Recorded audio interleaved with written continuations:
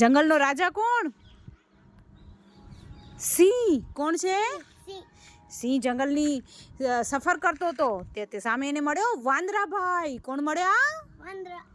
વાંદરાભાઈ કેમ કરે? હુપ હુપ હુપ. પછી આગળ હાલે જતા હતા અને શિયાળભાઈ મળ્યા.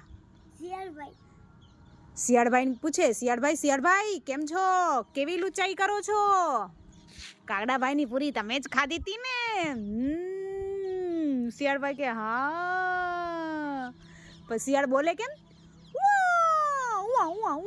કેમ બોલે?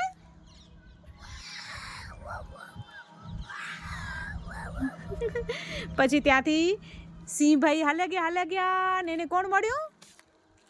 કાગડાભાઈ. કોણ મળ્યા? કાગડાભાઈ. કોણ મળ્યું?